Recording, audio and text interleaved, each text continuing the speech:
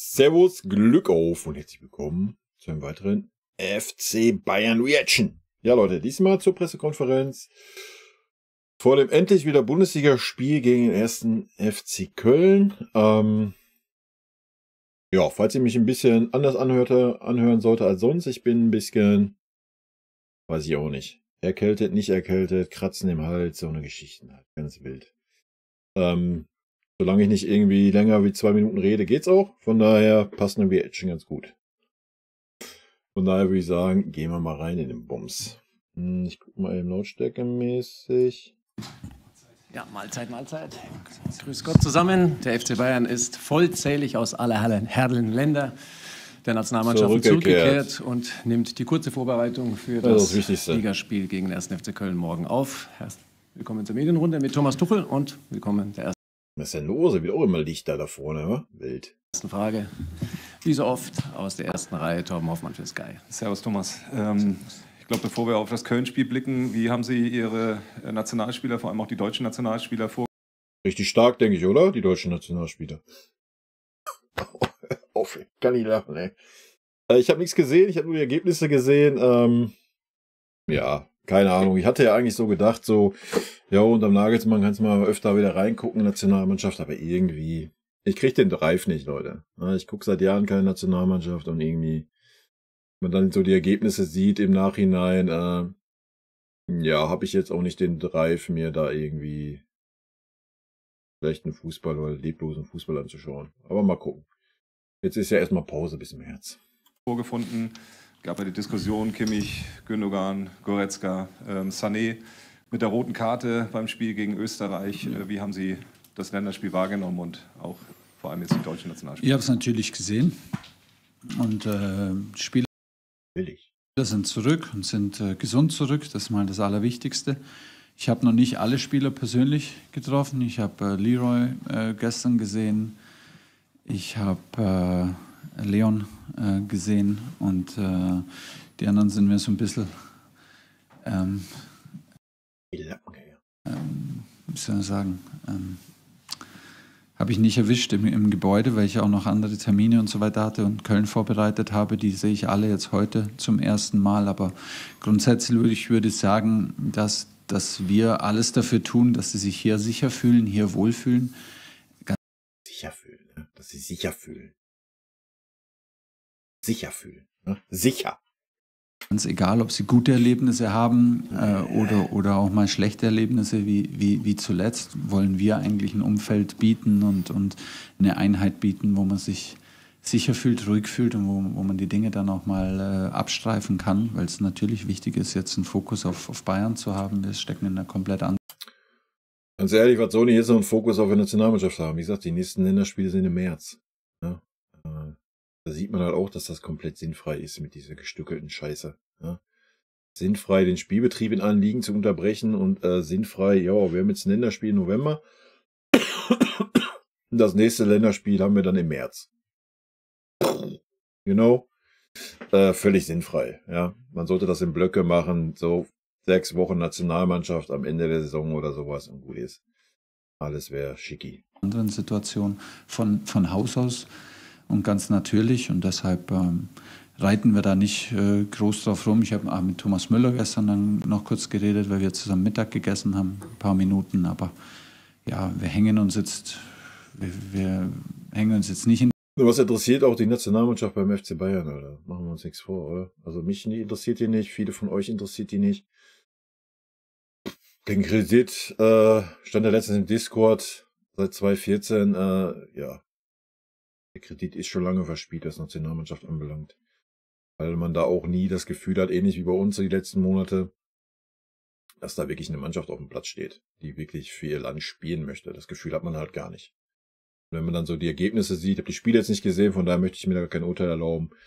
Aber so aus der Ferne betrachtet, wenn ich die Ergebnisse sehe, ja, stützt das schon ein bisschen diese These. Die Analyse der Nationalmannschaft und des DFBs rein, das ist nicht unsere Verantwortung und wie gesagt, wir versuchen eher ein Umfeld zu geben, in dem sich die Spieler wohlfühlen, positiv sein können und auch ja, Sachen dann, neue Energie tanken. Aber bringen wir es auf den Punkt, die Nationalmannschaft hat einfach kein Harry Kane. positive Energie tanken, auch wenn es nicht so lief, wie sich es alle gewünscht haben. Wie war das Gespräch mit Leroy? Also, hast du jetzt Bedenken irgendwie, dass das jetzt einen Einfluss auf ihn haben kann? Nein, überhaupt nicht. Ich habe es ein bisschen kommen sehen am Fernseher, das habe ich ihm auch gesagt. Also man hat es gefühlt, dass er unzufrieden ist mit,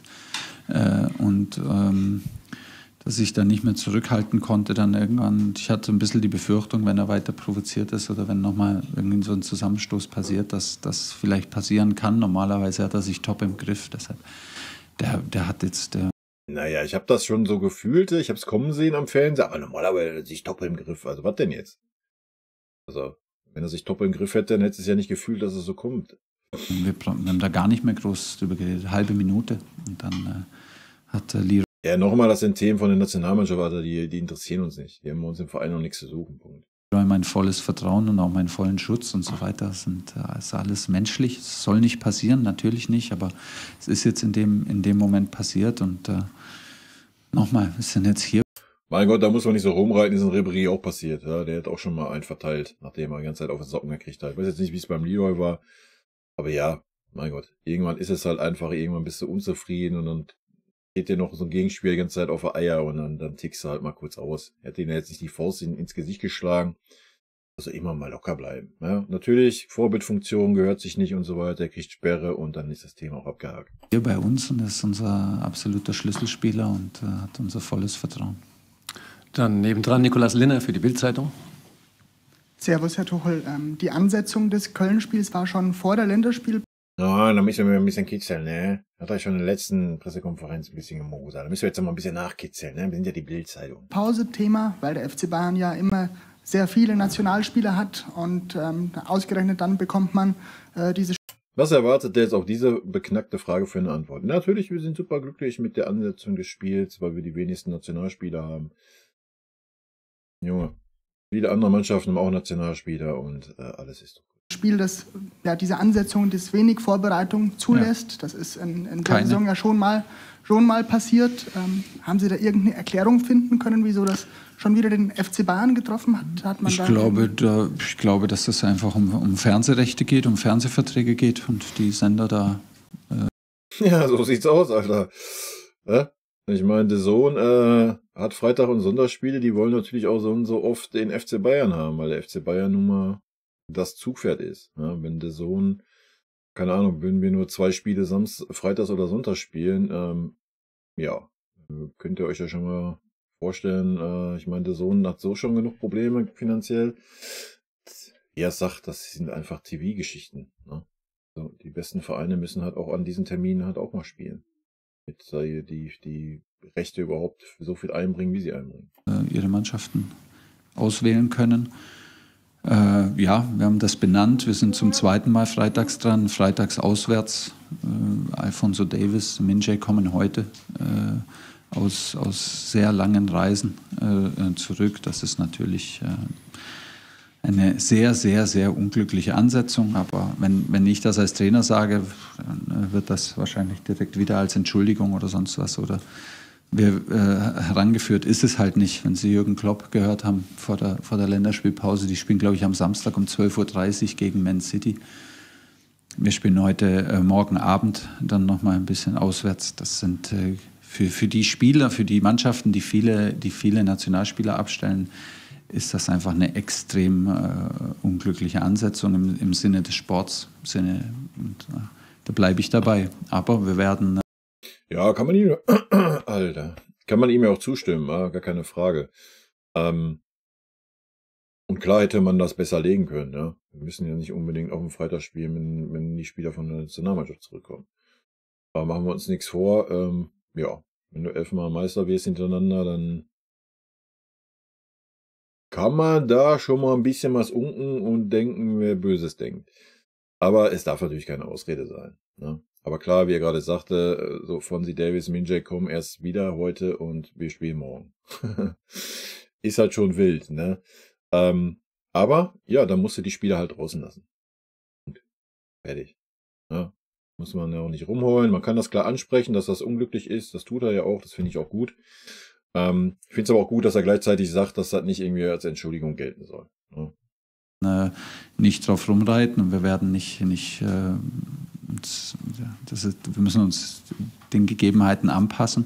Wir haben uns für eine kurzfristige Anreise entschieden am Freitagmorgen, weil es ein spätes Spiel ist, um den Spielern wirklich jetzt auch mal ein bisschen Möglichkeit zu geben, zu Hause im Bett zu schlafen und die Familien zu sehen, die Partner.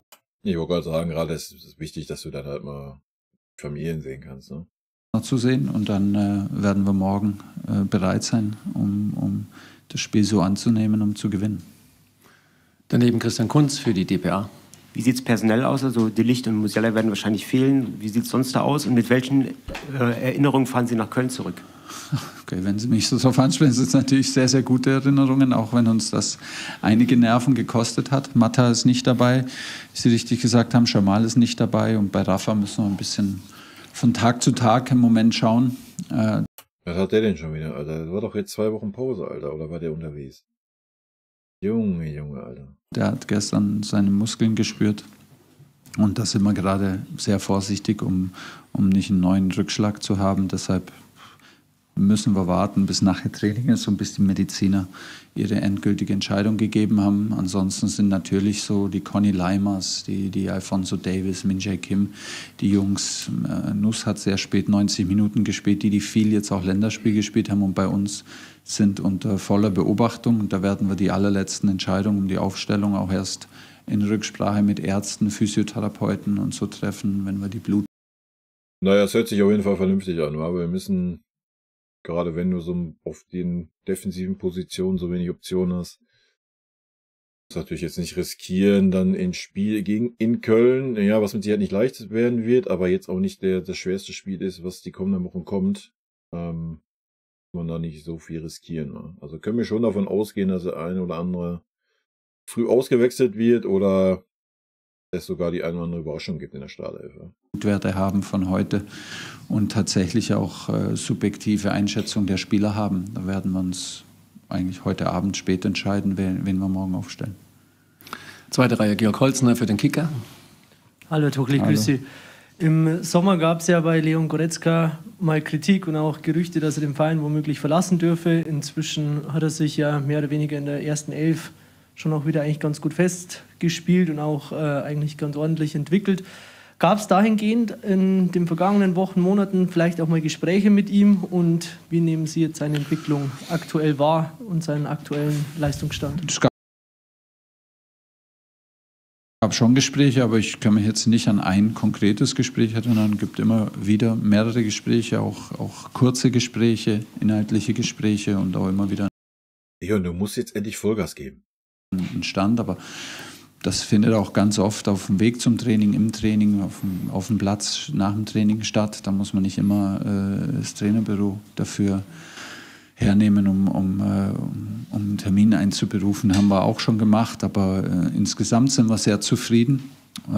Er hat da jetzt auch echt auf die Zähne gebissen mit seinem Handbruch und sich da durchgebissen mit Schmerzen und schon mit einer Einschränkung sich in den Dienst der Sache gestellt und Dienst der Mannschaft gestellt. Das war sehr beeindruckend. Er hat sehr gut gespielt als Innenverteidiger, wenn es nötig war, und er hat da auf der halblinken Position da jetzt gerade eine gute Form gefunden, um torgefährlich zu sein, um gute linke Seite mit Fonsi und mit Leroy zu bilden, ja, und spielt da so zwischen der 6er- und 10er-Position. Und hat das zuletzt sehr, sehr gut gemacht, hat sich da durchgebissen, wie Sie gesagt haben. Es gab ein paar Diskussionen um ihn und hat das angenommen und sich durchgebissen. Er war, glaube ich, am Anfang nicht eingeladen bei der Nationalmannschaft und so weiter. Und hat ja, das, was nötig ist, mal Augen zu und durch, und hat sie nie hängen lassen, hat immer sehr gut trainiert und hat jetzt seine Form gefunden, und ich hoffe, dass er es morgen beweisen kann.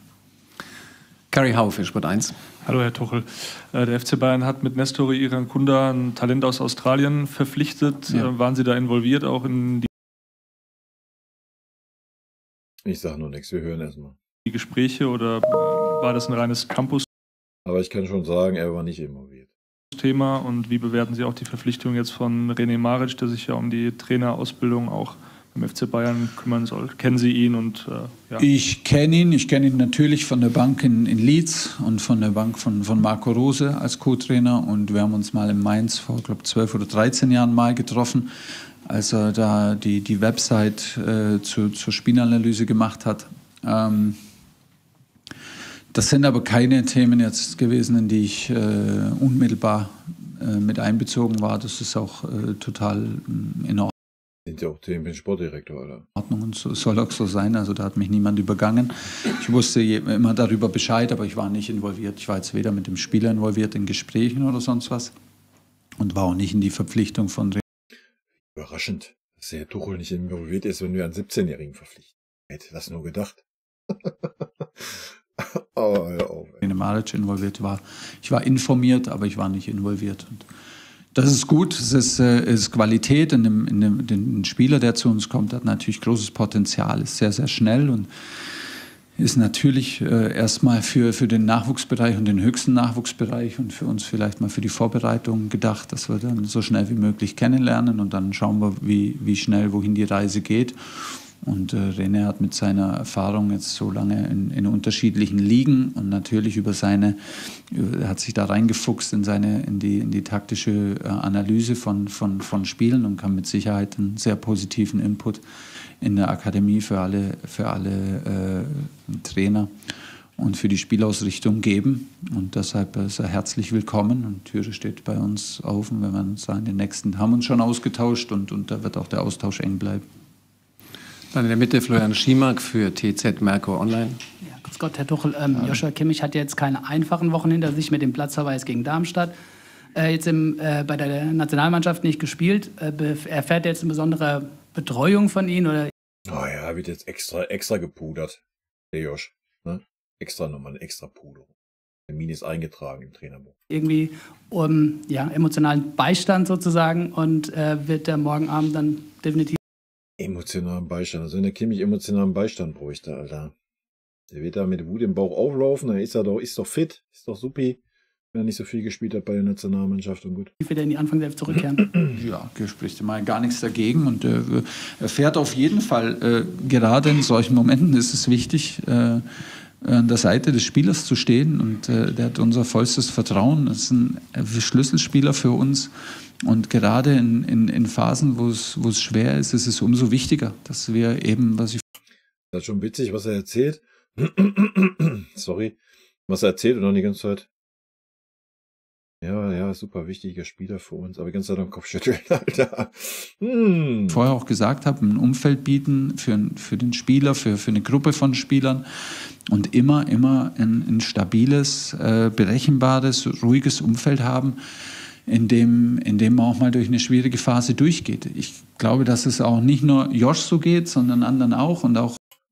Ja, muss man ja auch sagen, die letzten Leistungen waren ja von Josh echt gut. Also von daher bin ich da guter Dinge, dass das bei uns auf jeden Fall in die richtige Richtung läuft mit ihm. Selbst in den Mannschaften, in den Nationalmannschaften, in denen jetzt gerade gewonnen hat und gewonnen wird und die eine gute Phase haben, kann ich Ihnen einfach nur sagen, das Feedback der Nationaltrainer ist einfach, dass die Topspieler, die Nationalspieler, die auf höchstem Niveau Champions League und Nationalmannschaft spielen, in Clubs spielen und Ergebnisdruck spielen, für die Nationalmannschaft performen wollen, das Feedback ist, dass die Jungs müde sind. Die sind mental müde, die sind emotional müde, erschöpft, die sind physisch müde. Und da geht es auch nicht. Genau so geht es mir gerade auch, Alter. Nur immer darum, die Spielminuten zu sehen, sondern die spielen in der Liga, dann die verbringen unendlich Stunden im Bus, die verbringen so viele Stunden in Hotels, die verbringen so viele Stunden in Flugzeugen, bei Reisen. Das ist belastend. Wir kennen das ja alle auch, glaube ich, jetzt Sie oder auch jetzt Zuhörer und Fans, wenn man einfach zweimal, dreimal umsteigt, um mal in Urlaub zu fliegen, wenn ein Flieger ein bisschen Verspätung hat und so. Ja, fühle ich. Ich fühle seinen Punkt, ja, alles gut. Aber, ja, weiß ich nicht, ob man den Punkt anbringen kann, wenn man dann im Verhältnis sieht, was die Jungs verdienen. So, ja. Du willst Profifußballer werden, du wirst Profifußballer, du kassierst 20 Mille im Jahr. Dann musst du damit leben, dass du in der Karriere, die du hast, halt echt wenig Zeit hast und halt viel, wenn du ein guter Fußballer bist, viel im Flieger sitzt, viel in Hotels bist und so weiter. Dafür wirst du auch sehr, sehr gut entschädigt. Ja? Es gibt genug Außendienstler, wo das auch so ist. Ja? den ganzen Tag im Auto sitzen, auf Autobahn und dann auch in Hotels und so weiter und die haben keine 20 Millionen. Ja, ich weiß, jetzt kommen wieder diese, was ist das wieder für ein populistisches Gelaber? Ja, ist halt so, wie ich es fühle. Ja, ich verstehe seinen Punkt, den er macht. Der Kalender ist voll, ja, aber in der Regel, wenn keine Turniere anstehen, haben die Jungs auch mal Pause, 4 Wochen. Ja, ich verstehe schon, was er sagen möchte. Das ist ja auch schon okay, aber erstmal geht es allen so. Nicht nur dem FC Bayern, sondern allen Fußballvereinen. Ja.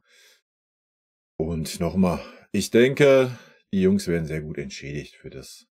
Und so weiter. Dann kommt Zeitverschiebung dazu. Klar, wir können jetzt alle sagen, der Fonsi ist professionell und Profi, der verdient viel Geld, hat er trotzdem, ich weiß nicht, wie viele Stunden Zeitunterschied jetzt dann, wenn er landet aus Kanada. Und bei Min Jae Kim genauso, der kommt aus China. Also wenn ich aus der Asientour zurückkomme. Ja, dann musst du die Jungs halt auf der Bank lassen. Ja? Oder halt gar nicht erst mitnehmen. So ganz einfache Kiste. Ja, das weiß ich aber auch, wenn ich Spieler verpflichte, die halt Südkoreaner für die Nationalmannschaft spielen oder für die kanadische Nationalmannschaft spielen oder auch aus Afrika, aus den USA. Das weiß ich halt. Ja? Von daher, ja, da muss ich halt den Kader dementsprechend aufstellen. Komme mit dem FC Bayern und gar nicht gespielt habe, dann komme ich, das sind erstmal 2 Tage frei und danach wachst du immer noch morgens auf und weiß nicht genau, wie lange du geschlafen hast und ob du gut geschlafen hast oder nicht. Und der steht halt morgen wahrscheinlich in Köln dann irgendwann nach seinem Mittagsschlaf auf und weiß nicht genau, wo er aufgewacht ist. Und das ist aber insgesamt das Feedback. Da kommen nächstes Jahr noch 2 Champions-League-Spiele dazu, da kommen mindestens 2 Champions-League-Spiele dazu. Wenn man sich, glaube ich, nicht direkt qualifiziert, sind es dann 4 im Januar. Da kommt ein Turnier im Sommer. Das ist einfach an der Grenze, weil das Spiel auch mit Freude gespielt werden muss und weil eine Aufmerksamkeit bei der Besprechung, auf dem Platz, im Training, eine Freude, eine Lust, ein Enthusiasmus ist die Basis fürs Spiel und ist die Basis, die Zuschauer zu begeistern. Und stimme ich ihm zu, ne, was er erzählt. Nochmal, fühle ich auch, für mich auch, der Rahmenkalender ist viel zu voll. Bin ich bei ihm auf jeden Fall. Ja, es ist auch so. Also es gibt einfach zu viel mittlerweile. Ja, siehst du ja auch schon daran, dass jeden Tag Fußball läuft. Es wird auch irgendwann eine Übersättigung stattfinden. Bin ich mir sehr, sehr sicher. Bei mir war das vor ein paar Jahren schon mal der Fall. Ja. Und ja, es kommen nochmal Spiele in der Champions League dazu, was völliger Irrsinn ist, wo du die Spiele noch reinpacken willst. Es wird halt so sein, dass du alle 3 Tage spielst. Nochmal. Ja, es ist so, die Entwicklung wird auch so weitergehen, bin ich mir sehr sicher. Dann wird die Entwicklung wahrscheinlich irgendwann dahin gehen, dass du footballmäßige Kader hast. Ja? Dass du halt echt fast 2 Mannschaften haben wirst. Dahin wird die Reise dann gehen, wenn das so weitergeht.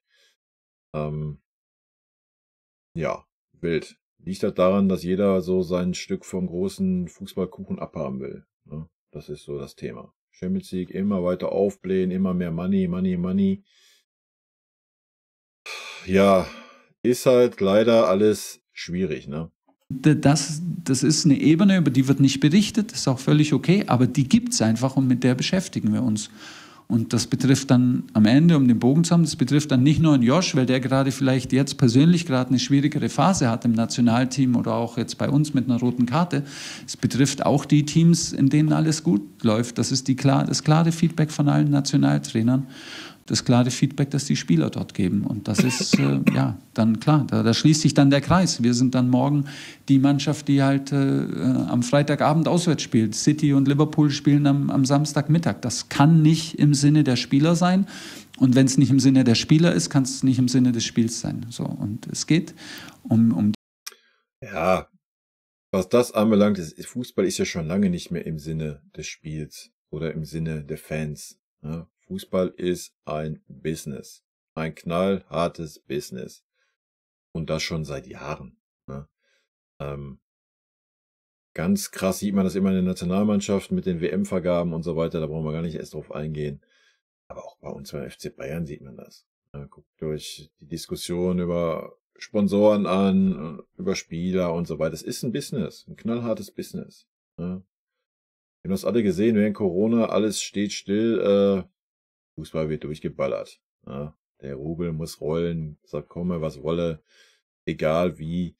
Ja, hatte natürlich auch ein bisschen was Gutes, wenn die Gesellschaft hat ein bisschen Ablenkung gehabt in der Corona-Phase, aber da hat man das ganz gut gesehen. Ja. Das ist ein reines Business, weil es ist nur noch Business. Deswegen ist ja auch die Sehnsucht immer so groß, so den Typ Müller wieder zu kreieren. Ja, wieder einen Spieler aus den eigenen Reihen in die Mannschaft zu integrieren, weil das immer noch so diese Fußballromantik ist, die man sich dann so einredet. Ja, der kommt aus der eigenen Jugend und der brennt noch für den Verein, der lebt für den Verein. Ja, ich glaube, wenn diese Faktoren auch noch ganz weg sind, dann wird es noch schwieriger. Ne? Die beiden Sachen. Es geht in allererster Linie um die Top-Spieler. Die Leute wollen die besten Spieler sehen, aber sie wollen sie auch mit Freude, mit Lust, mit einer Leichtigkeit Fußball spielen sehen. Ja, deswegen sage ich ja, da muss man halt die Spieler auch mal schonen und mal draußen lassen. So. Ja, gerade wenn sie eine schlechte Phase haben, ja, und da muss man den dementsprechenden Kader haben. Fertig.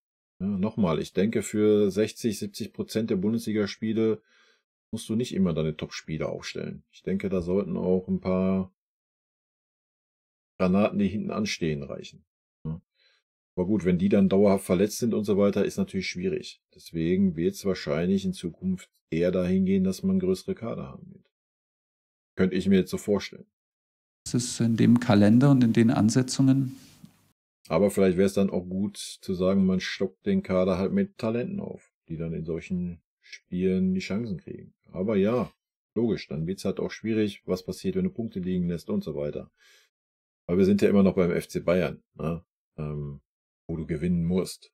So, wenn du das nicht tust und dann sagst, ja, ich schone jetzt die Topstars, weil eben die Gründe, die er gerade angesprochen hat, stellst da 3 Jungspieler auf und du verlierst dann so ein Spiel 3-0 oder sowas, dann ist natürlich auch Bambule angesagt. Ne? Deswegen ist das schon eine schwierige Situation auch für den Coach dann. An der absoluten Grenze, wenn nicht drüber. Dann Nikolaus Lehner nochmal. Ja, Herr Tuchel, Thomas Müller hat kürzlich in der Sportbild angekündigt, dass er gerne über das Ende seines bis 2024 laufenden Vertrags weiterspielen möchte. Logische Frage natürlich, hätten Sie ihn auch gerne über den Sommer hinaus in Ihrem Team und welche Rolle könnten Sie ihm dann in Ihrer Mannschaft anbieten? Ja, natürlich, aber das kann ich ihm jetzt nicht sagen, welche Rolle, aber natürlich wollen wir uns in dem Team haben und es ist selbstverständlich, dass er weiterspielen will. Der ist topfit im Moment, der hat Bock zu trainieren, der hat Bock zu spielen, der ist Fußballer durch und durch. Deshalb, wieso sollte der nicht weiterspielen auf dem allerhöchsten Niveau? Und der hat im Moment vielleicht nicht die Spielminuten, oder der hat ganz sicher nicht die Spielminuten, die ihn absolut glücklich machen. Und trotzdem nehme ich ihn sehr positiv wahr und als sehr positiven Einfluss und als jemand, der nicht nur Energie braucht, sondern auch Energie gibt. Und deshalb ist alles gut. Und jetzt ist gerade mal November. Deshalb haben wir die Entscheidung über die Rolle, die er dann haben kann und haben wird, die ist jetzt nicht getroffen. Thomas ist fixer Bestandteil unserer Mannschaft. Das ist eine Ikone für den Club und eine Legende, eine spielende Legende. Und deshalb bekommt er den maximalen Respekt von uns. Ja, bin ich sehr gespannt, ne? Weil ich glaube auch, ja klar, Thomas Müller stellt sich in den Dienst der Mannschaft. Erstmal Hut ab dafür. Ja. Ja, wenn er wirklich noch spielen möchte, 1-2 Jahre, wird das schwer bei uns. Ich denke nicht, dass er über diese Rolle, die er aktuell ausfüllt, hinauskommen wird und abzuholen. So, was auch legitim ist, wenn man sieht, wie ein Jamal performt. Ich weiß nicht, ob Müller sich damit anfreunden kann, sozusagen. Ich bin hier so der Co-Trainer mäßig und okay, dass die Talente ein bisschen entwickelt werden oder sowas. Ich glaube nicht, dass das sein Anspruch ist.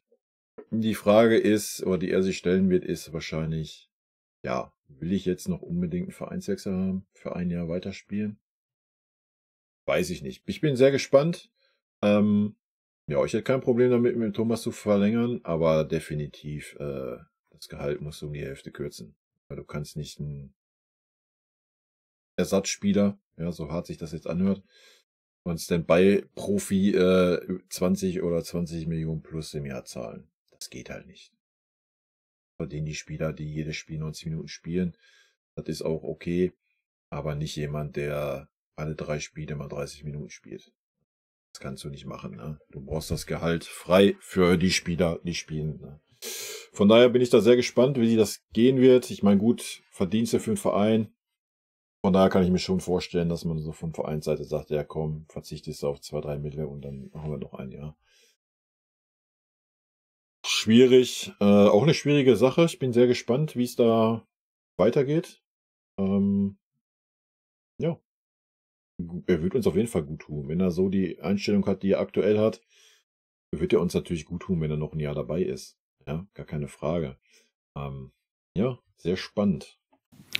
Dann wohl eine letzte Frage. Torben Hoffmann noch mal bitte. Inwieweit verfolgt Thomas Tuchel die U17-Weltmeisterschaft? Also sitzt man da auch mal vor dem Fernseher, schaut mit rein. Und noch eine Nachfrage. Geht diesmal nicht um die Bayern. Unser Sky-Experte Didi Hamann hat ja auch noch mal Revue passieren lassen, das Länderspiel. Und da geht es aber eigentlich um was Positives, weil er sich klar positioniert hat und gesagt hat, dass Manuel Neuer definitiv bei der Europameisterschaft zwischen den Pfosten stehen muss. Was sagen Sie dazu? Zu den beiden Fragen.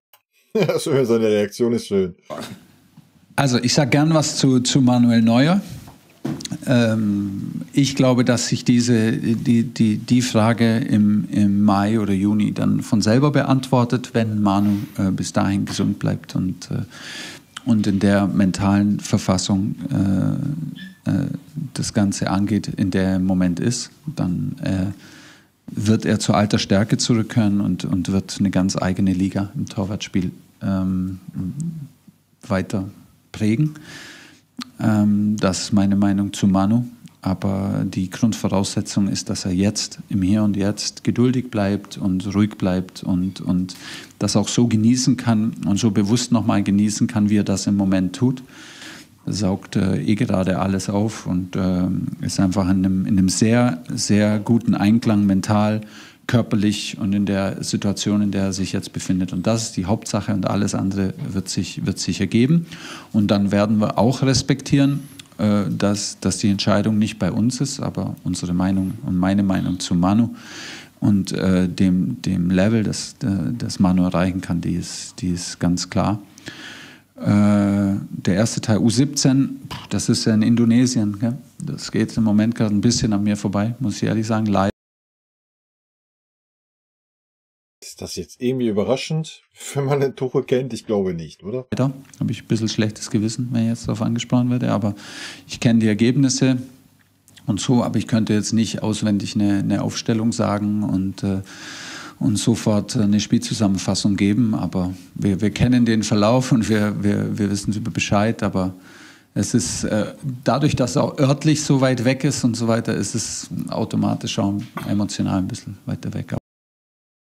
Hat der immer erzählt, dann ist doch okay. Ja? Tuchel ist nun mal nicht der irgendwie Spieleentwickler oder sonst was. Weiß ich nicht. Er hätte einfach gesagt, nee, habe ich keine Zeit für und gut. Muss sich da nicht erklären. Also alles gut. Nochmal, ich schätze den Tuchel nicht als Trainer ein, der irgendwelche Talente entwickeln möchte. Von daher denke ich, ist ihm seine U17 auch jetzt nicht so super wichtig, was hier okay ist.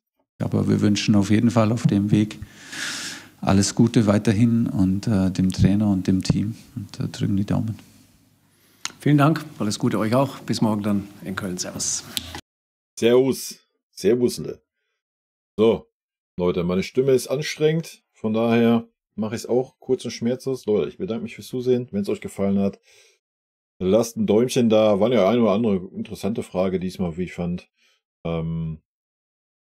Und dann hören wir uns zum Spiel, zum hoffentlich erfolgreichen Spiel in Köln. Es wird kein leichtes Spiel werden.